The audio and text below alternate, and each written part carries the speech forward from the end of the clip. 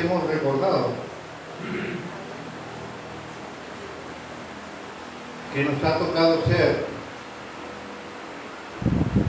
parte activa de la peor historia de la Iglesia. No se trata que Dios juntó a los peores de todos para que viviéramos en este tiempo y conformáramos la Iglesia, sino que se conjugan una serie de situaciones producto del tiempo en que nos toca vivir.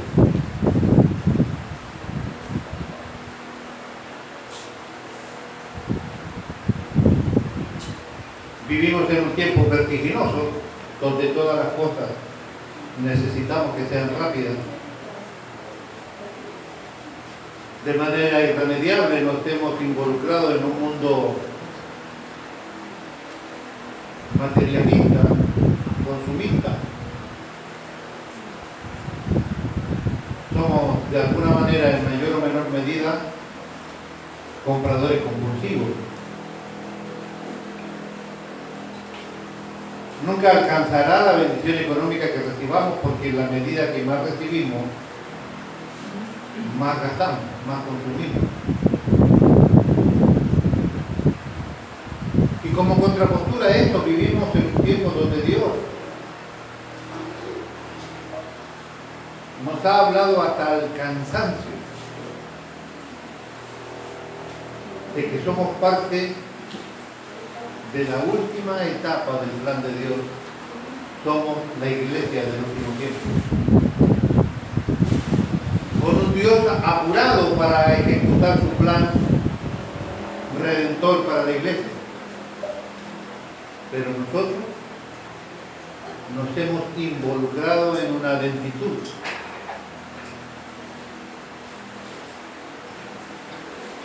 en un materialismo y en una dureza de corazón que hace a esta difícil situación que nos toca vivir. Cada uno de nosotros conoce su corazón. Cada uno de nosotros conoce su vida espiritual.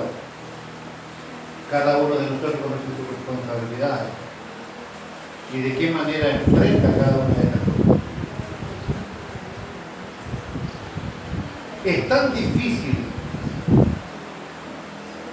a veces entender la mente de las personas, los comportamientos. Es tan difícil de ver la plataforma de observación de la vida por el resto de la sociedad, que se hace tan difícil ayudar. Usted no puede ayudar a quien no entiende, o usted no puede ayudar lo que no entiende. No hay manera que usted ayude a algo que usted no entienda. Y se empiezan a conjugar una y otra de las cosas que hemos mencionado, solo por una cuestión de no tener tiempo para leer las grandes listas de las características que tiene la iglesia del último siglo.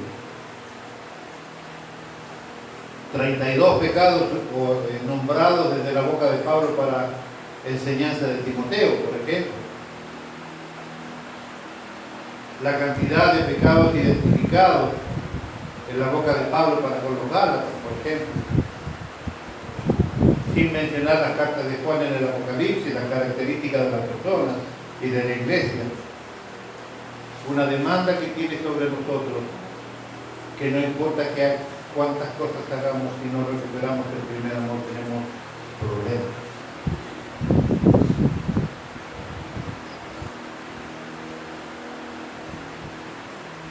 El título de esta prédica, para que usted tenga noción de lo que se trata: 3 razones para pensar en el cielo. Mirar y pensar en las cosas de arriba, nos decía el Espíritu de Dios.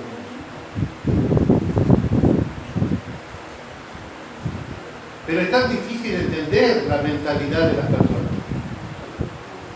Es tan difícil entender el comportamiento de las personas, que a veces hasta los más habladores se nos terminan los argumentos.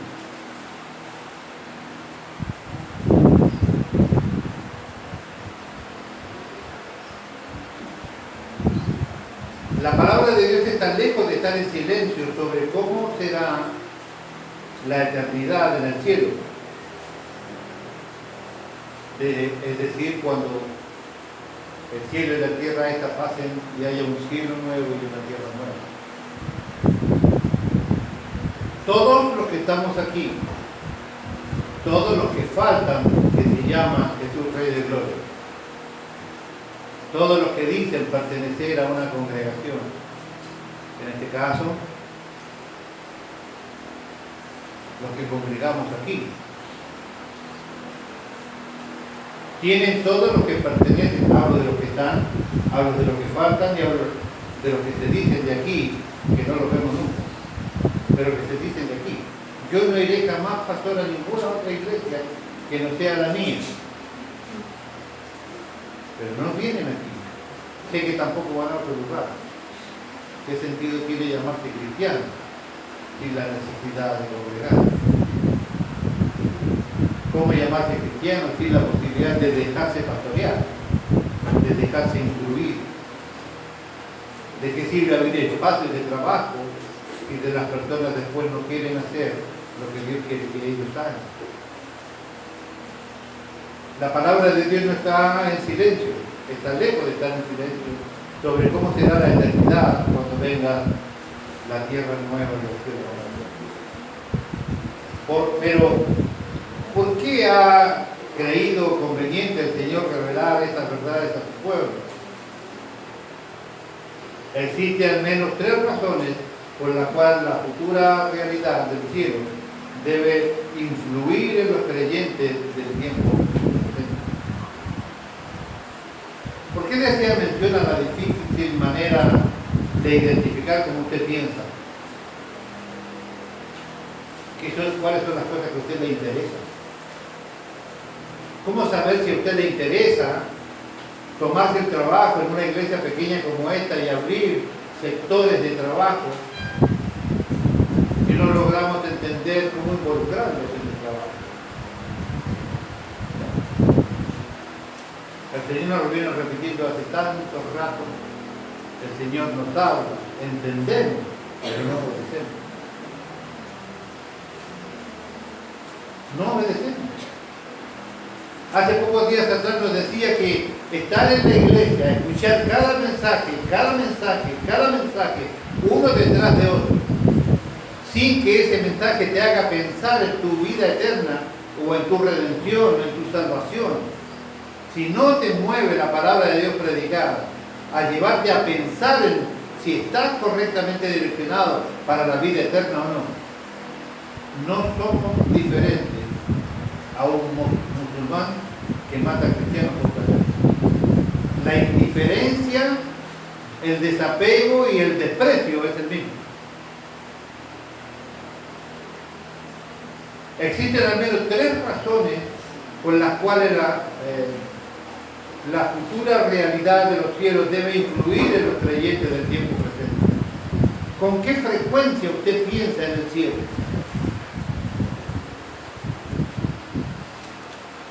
Repito lo que le dije al principio para que vea que no es una incoherencia. Estamos tan materializados, estamos tan preocupados de la economía, de lo que nos falta, de lo que tenemos, de lo que deseamos tener. Estamos tan preocupados de la vida que nos toca vivir, que si usted se da cuenta y piensa, deben pasar grandes segmentos de cada día, si es que no pasan días completos o semanas completas, donde usted no piensa en lo que viene, no piensa en el cielo, no piensa en cuáles son los lineamientos para pretender llegar al cielo. No pensamos en el cielo. Tenemos una mente humanizada, carnalizada, secularizada, tan potente que nos cuesta pensar en las cosas espirituales.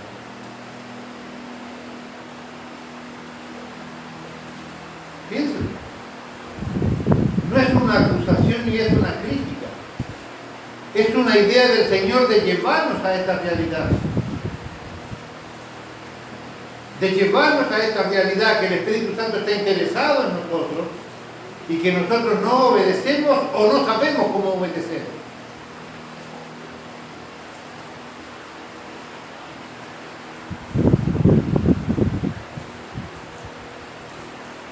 Si nosotros pensáramos en las cosas espirituales, si nosotros pensáramos en el cielo, si nosotros pensáramos dónde estoy parado con la intención de llegar allí a la vida eterna en Cristo, deberían moverse algunas cosas de nuestro comportamiento, de nuestra mente, de nuestra observación de la vida, de lo que hago todos los días como persona pensante. Yo he tenido que predicar 1000 veces sobre ordene sus prioridades.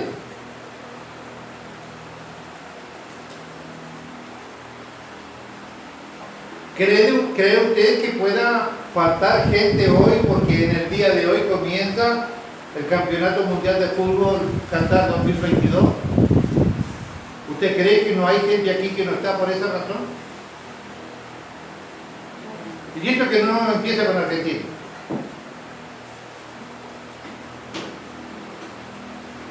Sí, caían unas gotas, sí, a las 6 de la mañana cuando yo me levanté caían unas gotas. Y a las 7 cayeron otras, y anoche también habían caído algunas. Pero como decía un pastor que yo conocí, cuando llueve usted no va a trabajar. O como un pastor que vivía por ahí por Lonchán que decía, le mandaba mensaje de texto a los hermanos y decía, hermanos, les recuerdo que la iglesia tiene techo.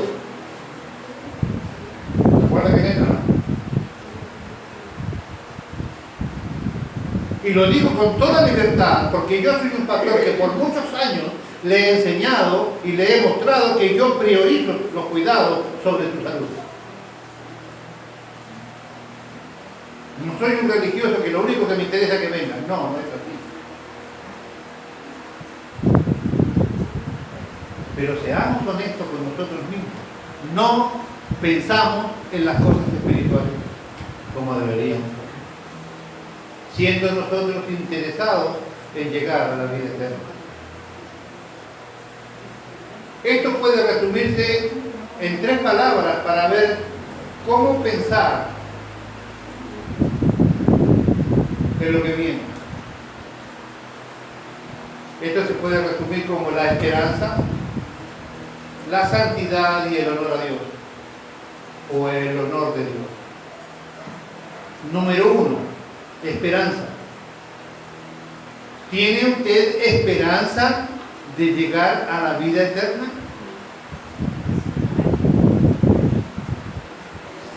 Repito. ¿Tiene usted esperanza de llegar a la vida eterna? ¿Y cuáles son las razones de su esperanza?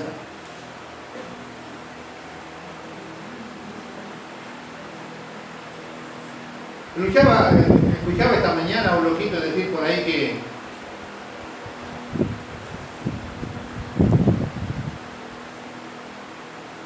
algunos creen que por decir que Jesús es mi Señor van a llegar a la vida eterna y creen que están esperándolo en el cielo para decir, pasá, no te hagas problema que lo hiciste re bien, decía él. Claramente predicando sobre muchas obras para hacer la voluntad de Dios. ¿Cuáles son las razones que usted tiene para tener esperanza de llegar al cielo?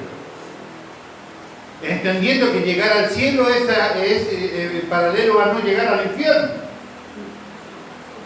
Si bien es cierto, los cristianos no deberíamos ser cristianos para no ir al infierno, sino deberíamos ser cristianos porque queremos llegar al cielo a vivir con nuestro Dios que ha programado y ha pagado una salvación para nosotros.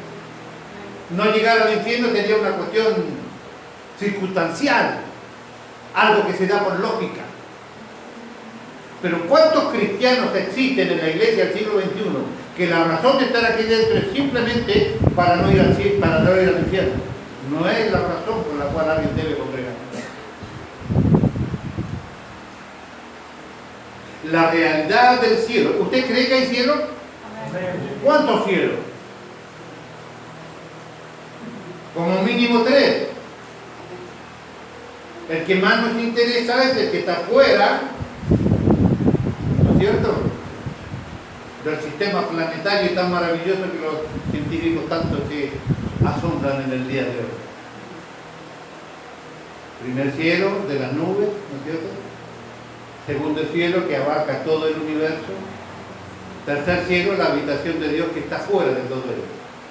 El que nos interesa es el tercer cielo, ¿verdad? O algunos quieren ir hasta el segundo, ¿no? También tenemos lugar para los demás. Y si hay algún interesado en llegar solo al primero, también tenemos globos aeroestáticos que lo podemos poder subir un poco. Cuando se le termine el gas, bueno, va a bajar solo, eso no se preocupe. La realidad del cielo da esperanza para el futuro. Si usted cree de verdad que hay una vida eterna para nosotros, va a tener que asegurar sus líneas para tener verdadera esperanza, porque usted cree que hay un cielo que lo espera. Hay un cielo que lo espera. Amén. Voy pues a preparar lugar para vosotros. O sea, muchachos, espérenme acá que yo voy a ir a laburar con mi papá, voy a ir a laburar con los ángeles, voy a ir a laburar con el Espíritu de Dios y voy a volver y voy a tomar a todos los pastores. ¿No? Bueno, a casi todos los pastores. Tampoco. A los que quieren ser pastores. El único que levanta la mano es el diablo. Ni la mire, la puso atrás para no equivocar. Voy pues a preparar lugar para que donde yo estoy, vosotros también estéis, y volveré y tomaré de mí mismo. O sea, todos los que van a ir al cielo tenemos que parecernos a Cristo todo lo que sea posible. Dice que tenemos que alcanzar la altura de la plenitud de Cristo. O sea, ese es nuestro modelo, ese es nuestro límite a llegar a alcanzar. O sea, una buena razón para tener verdadera esperanza de la vida eterna es ser como Cristo.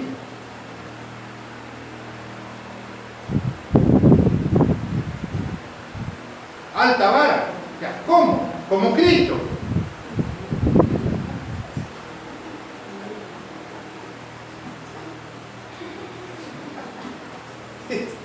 ¿Cierto o no cierto? Semejante estatura, o sea, mire qué nivel, igual que Jesús. Levante la mano los que quieren igualdad con Cristo. No, cambie la pregunta. ¿Quién tiene algo de Cristo? Levante la mano, pero que se vea. Eso. Levante la mano, pingüino. Eso, ahí está. ¿Quién tiene algo de Cristo? La palabra de Dios dice, a ver si se levantan algún par más, no la baje, no es tanto ejercicio. No. A ver si alguien levanta más, otra vez un poco más las manos. Dice que nosotros no tuvimos ni tendremos, sino tenemos presente contigo. Tenemos la mente de Cristo. Usted tiene la mente de Cristo. Amén. Claramente es cristiano, ¿cierto? Levante la mano los cristianos. Todito, bien. Usted tiene la mente de Cristo. En usted habita la maravillosa tercera persona de la Trinidad, el mismo Espíritu de Dios que estaba en Cristo, está en usted. Amén. Según los teólogos, el 95% de los milagros que Cristo hizo en el ministerio terrenal lo hizo el Espíritu de Dios. Algunos, 5, no porque no tenía poder, sino que se limitaba a sí mismo, los hizo Jesús con su propio poder. ¿Quién es Jesús? ¿Dónde está Jesús? Acá está, yo soy, ¡pum!, todo de paz. Ese poder único de Cristo. Y cayeron todos de espalda. Cuando Él dijo yo soy, ese es poder de Cristo. Pero cuando sanaba, cuando hacía milagros maravillosos, era la persona del Espíritu de Dios, el mismo que está en usted, que hacía los milagros en Cristo. O sea, no es tan difícil identificar, tener esperanza para la vida eterna. La realidad del cielo es para que nos da esperanza para el futuro, incluso en la cara cuando usted está frente a alguna prueba, cuando le toca pararse frente o al lado de la muerte. Así Pablo pudo decirle a los tesalonicenses que los creyentes no han de entristecerse como el resto del mundo que no tiene esperanza. Primera de Tesalonicenses 4:13. No existe ninguna otra manera, no existe ninguna otra posibilidad ni razón para que un viejo como yo pueda predicar al tercer día de haber enterrado a su hijo, si no es por esta maravillosa gracia de Dios. No hay manera. Y lejos está de olvidarse, lejos está de cerrarse la herida. Cada día pareciera que se abre un poco más. Porque cada día me hace más falta aquel cristiano, aquel hijo, aquel compañero fiel que teniendo 8 años dejaba los cuadernos, salía volando para la obra para ayudarme a trabajar con 8 años. No es que yo lo mandaba, rajaba, no, él solito iba.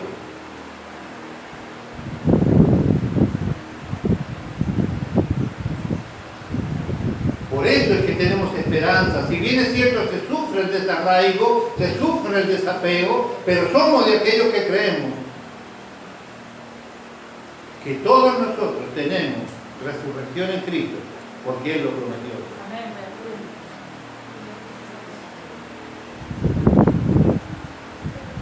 Todo aquel que cree en mí, aunque esté muerto, vivirá. La esperanza de la segunda venida les había traído problemas a los de Tesalónica. Esperaban que se produciera inmediatamente, esperaban estar vivos para cuando esto ocurriera. Habían algunos que decían, no trabajamos más porque estamos esperando el regreso de Cristo.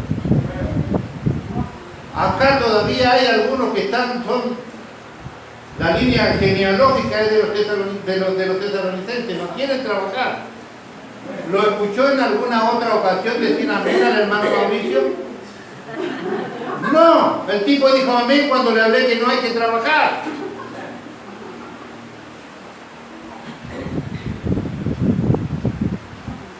Levanten la mano los que no queremos trabajar. Mi hijo realmente ya sin vergüenza, hace 30 años trabajaba ahí. Cosa que no es cierto. Trabajo. ¿Usted cree que mandar no es un trabajo? ¿Cierto? Fregar ollas y quemadores de olla para que brillen y la esposa esté contenta no es trabajo. Refregué la hornalla mi vida, toda. Era esto y comer, no sé si me explico. Entonces ellos estaban aprobados que querían estar presentes cuando viniera el Señor. Pero tenían una duda. ¿Qué pasaría con los que ya habían dormido en relación a este gozo que Dios prometía con los que estaban muertos y los que estaban vivos también? No podía estar seguros de lo que también participarían de la gloria venidera. Pablo le da razones que tendrían la misma gloria los que hayan muerto y los que estén vivos en Cristo. Les dice que no deben tener tristeza como los que no tienen ninguna esperanza. Usted puede ver a alguien que pierde a un familiar y ese familiar no tenía a Cristo en su vida, claro que tiene razones para estar triste, porque nunca más lo verá.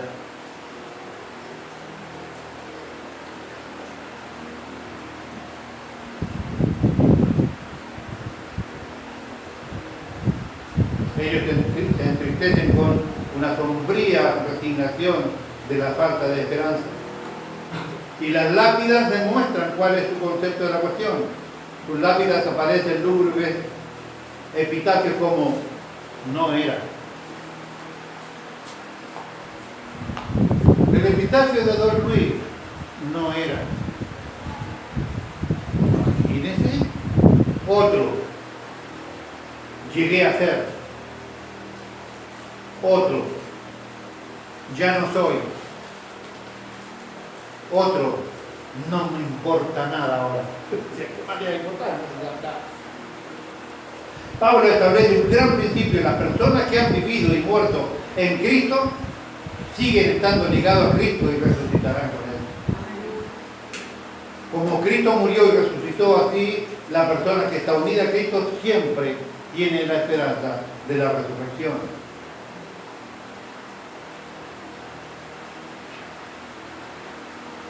Spurgeon observaba lo siguiente: las personas más felices que he conocido han sido creyentes partiendo a la presencia del Señor. El pastor Esteban no se caracterizaba por ser muy risueño, ¿no es cierto? O yo recuerdo mal. Se reía poco.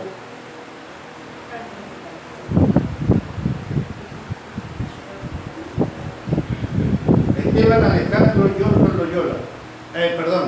Loyola Johnson. Mi esposa es seria. No me gusta mucho la broma, ¿no? Esteban era parecido. Sin embargo, cuando lo vimos allí, que ya había recién fallecido, tenía dibujada una sonrisa en su rostro. No que nos imaginamos, era una sonrisa dibujada en su rostro.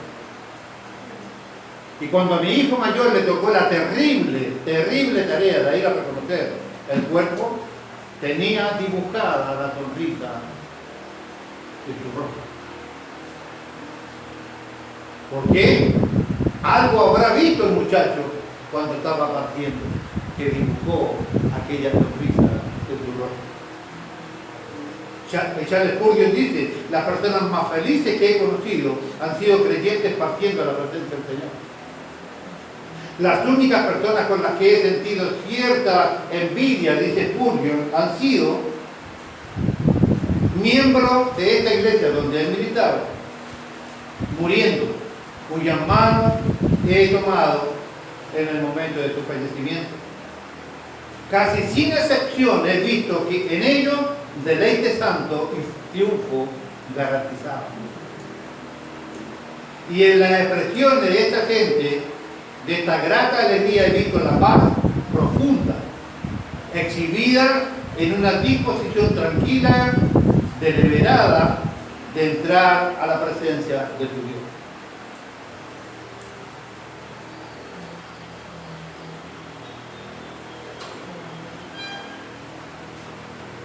No es un dato menor en la condición que usted vea morir a alguien.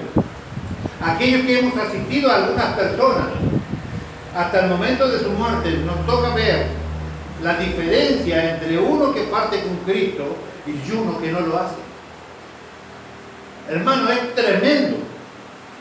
Es tremendo. Escribiendo acerca de la prueba del apóstol Pablo, explica de manera similar a los corintios, porque esta leve tribulación momentánea produce en nosotros una cada vez más excelente y eterno peso de gloria, no mirando nosotros las cosas que se ven, sino las cosas que no se ven. Pues las cosas que no se ven, pues las cosas que se ven son temporales, mas las que no se ven son eternas. Esperanza.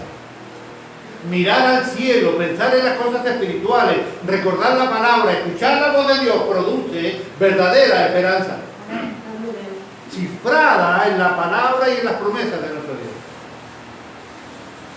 Mirar al cielo y esperar el regreso de Cristo también provoca santidad.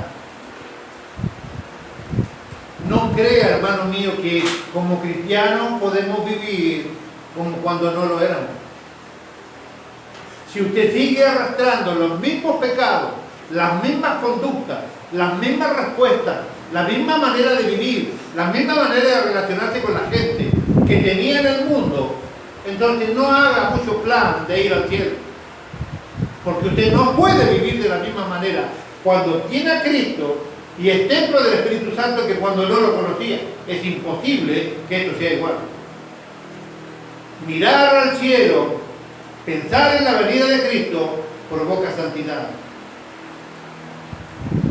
Además de producir esperanza, la realidad del cielo promueve la santidad de la vida de los redimidos. La palabra de un comentarista dice: la Nueva Jerusalén es la realidad de que finaliza la esperanza del pueblo de Dios y la recompensa para todos los que han sufrido. También se pretende estimular a los lectores una mayor fidelidad en el presente, sabiendo que lo que está en juego es ni más ni menos que su descanso. Reconociendo de pronto van a estar en la presencia de su Rey Celestial.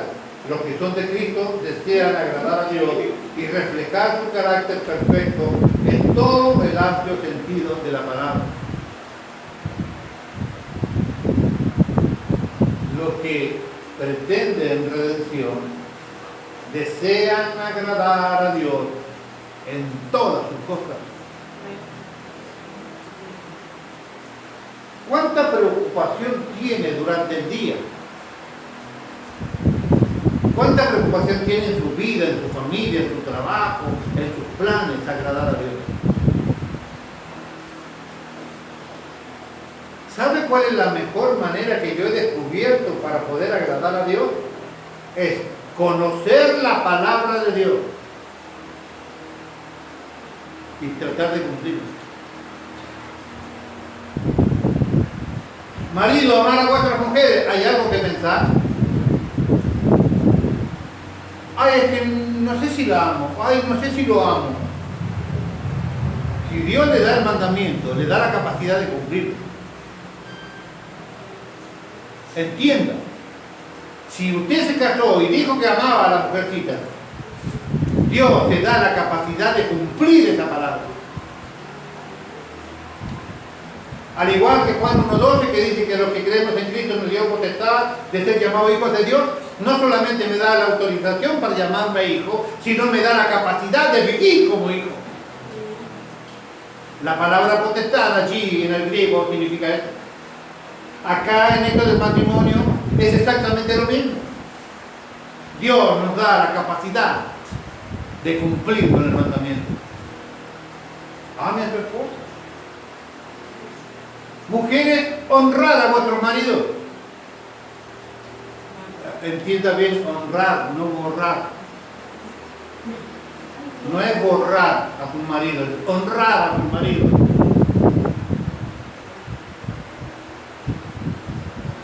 ¿Siente su marido el placer de que usted sea la esposa?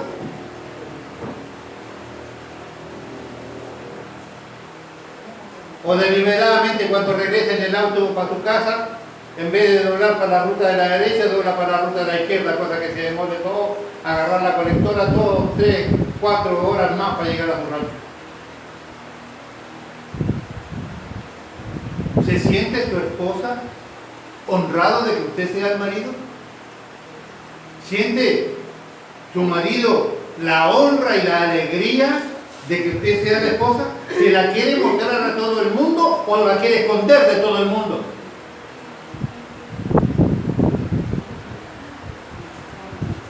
Eso es honrar.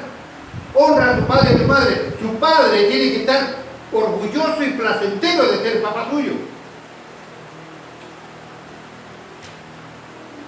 Porque pretender vida eterna conlleva, provoca, estimula la santidad. Hijos, obedecer a vuestros padres en todo. Versiones modernas, mientras esté de acuerdo usted. Hijos, obedecer a vuestros padres en todo. Padres, no provoquéis a ira a vuestros hijos. O sea, padres, no lo hagáis enojar innecesariamente.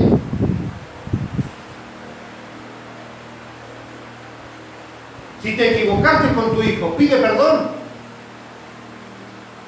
Ay, ¿cómo voy a pedir perdón si yo soy el papá? El papá, la mamá. Si usted se equivocó y usted fue injusto con su hijo, pida perdón. Eso es lo que manda la Escritura. Porque el querer ir a la vida eterna provoca santidad. En la Biblia, por lo menos en la Biblia, los viejos teníamos algún valor. Llegar a viejo era una bendición. En la Biblia, claramente hoy no.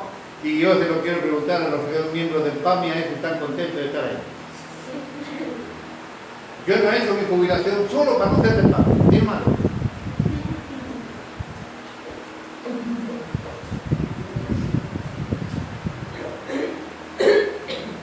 Querer llegar a la vida eterna debería provocar que usted cambie su vida. Su familia, su pensamiento, su sentir, su actitud, su respuesta debería ser distinta. Cuando le den ganas de contestarle mal al marido, dígase, oh, quiero ir al cielo. Perdóname, mi amor. Cuando usted quiera gritar a su señora, quiero ir al cielo. ¿Me perdona mi vieja?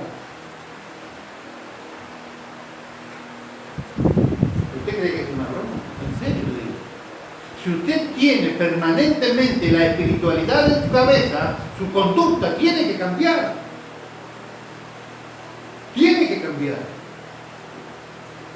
La palabra de Dios dice en Filipenses 4:8 que usted puede pensar, elegir en qué pensar. ¿Dice así o no dice? ¿No se recuerda? Filipenses 4:8. En todo lo que es bueno, en todo lo que es amable, en todo lo que es digno de honor, en todo lo que es justo, en todo lo que... Todo en esto pensar. O sea, usted puede elegir en qué pensar.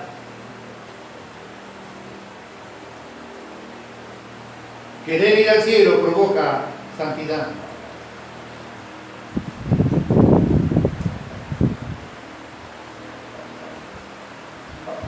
Los creyentes comprenden que serán recompensados por Cristo por su fidelidad a su palabra. Según de Timoteo 4:8 dice así: por lo demás me está guardada la corona de justicia, la cual me dará el Señor, juez justo, en aquel día, no solo a mí, sino también a todos los que aman su venida. ¿Quién está apurado para que Cristo venga? Levante la mano. ¿Quién quisiera que venga Cristo hoy, 20 de noviembre del 22? Pero antes de levantar la mano, piense si usted tiene razones para tener verdadera esperanza. Antes de levantar la mano, piense si la ha provocado santidad en su vida el saber que Cristo viene. ¿Quién quiere que Cristo venga hoy?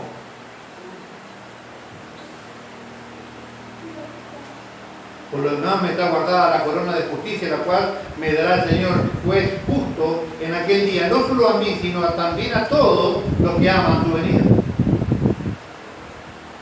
La realidad de un futuro celestial me pone las prioridades, las actividades de mi vida en la perspectiva correcta para hacer su voluntad.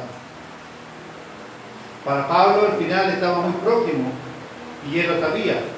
Pablo, el anciano luchador, estaba despojándose de sus armas para entregárselas y que las tomara Timoteo.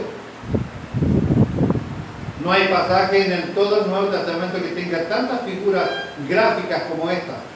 Mi vida, dice Pablo, ha llegado al punto en que debe ser sacrificada.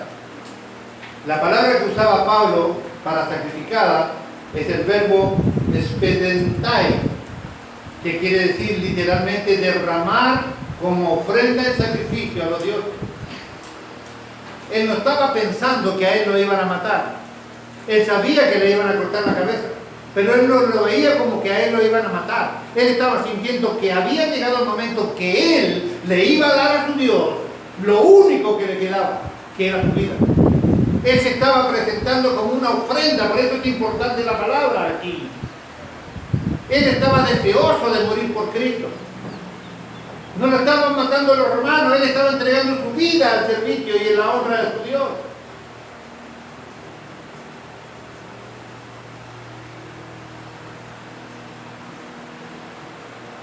Están derramando su vida delante de su Dios como la mejor o lo más preciado que usted tiene hoy.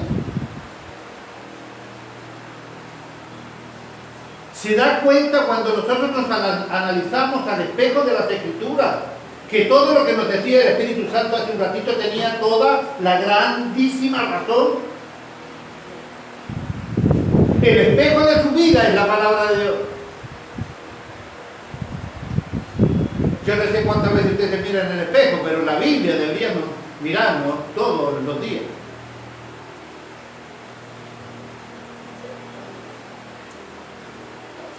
Dice,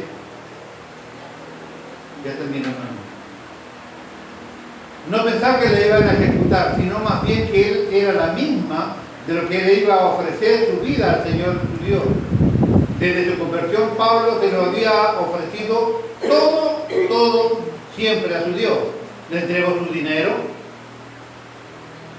le entregó su educación, le entregó su tiempo, el vigor de su cuerpo, la agudeza de su mente, la devoción de su corazón, y la vida era lo único que le quedaba por ofrecer, e iba a ponerla sobre el altar sin el menor reparo, porque él no estaba siendo matado por los romanos, estaba muriendo como ofrenda para su Dios, dice la palabra griega aquí.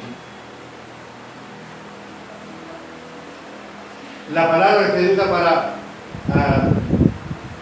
para partida es la palabra análisis, la cual es muy gráfica, contiene muchas imágenes, las cuales significan lo siguiente: la palabra para desatar a un animal que está bajo el yugo y dejarlo correr por los prados. Mire lo que estaba sintiendo Pablo. Era como que le sacaran el yugo y lo pusieran en libertad en el medio del campo. La palabra también representaba quitarle las cadenas. La muerte era para Pablo la liberación de todo su trabajo. La palabra también resaltaba y soltaba las cuerdas de una tienda de campaña. Pablo sabía mucho sobre eso porque había ido de un lugar a otro predicando el Evangelio. Era la palabra para soltar las amarras de un navío y que fuera llevado por la corriente. Pablo estaba diciendo claramente: morir, entregar mi vida, que es lo único que me queda, simplemente me libera de todo lo que este mundo me provocó, y ahora voy al descanso de la presencia de mi Dios. No lo mataron los romanos, él ofreció su vida para él. Por último, el honor de Dios. En la escatología bíblica proporciona un vívido recordatorio del hecho de que el propósito detrás de toda la historia de la salvación es la iglesia y la gloria de Dios. En definitiva, la manifestación de la gloria culmina con la resplandeciente luz de los cielos nuevos y de la tierra nueva. Pablo sería liberado de aquellos, desaparecerían todos los contornos de aquella cárcel húmeda, mugrienta de los romanos, para despertar en la libertad de la presencia del trono celestial como un hombre libre y glorioso. Provocar pensamientos, pensar en la vida eterna, anhelar la vida eterna, tener esperanza genuina, verdadera de un cristiano. Si pensar que tenés y querer vida eterna te provoca santidad, pero también te provoca esto de darle honra a Dios, entonces estás bien encaminado. Pero si en realidad, hermano,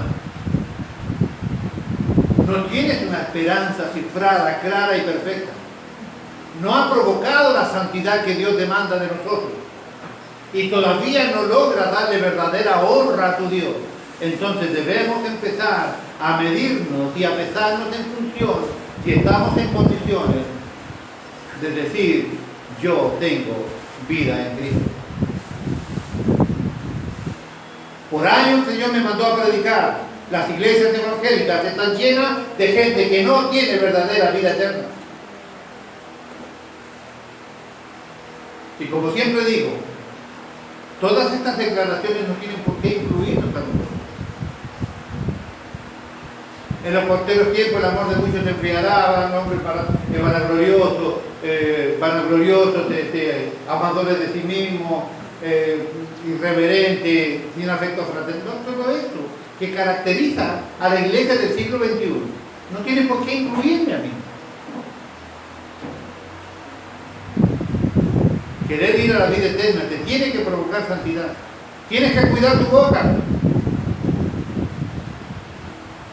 Tienes que cuidar tus sentimientos. Tienes que cuidar tu actitud. Tienes que pensar que Cristo vendrá a buscar del mismo. Y Cristo es gloria, y Cristo es santo, y Cristo es obediente, que Cristo es obediente hasta la muerte. Que Él no comía por servir a las personas que lo necesitaban. Que Él hizo puntualmente, dejó en claro que el evangelio que predicamos nosotros le pertenece a su Padre. Él vino a proclamar la verdad que su Padre puso en sus manos. La palabra que mi Padre me ha mandado es la que yo he anunciado, es el evangelio de nuestro Padre Celestial. Yo quiero vida eterna. ¿Es fácil? No.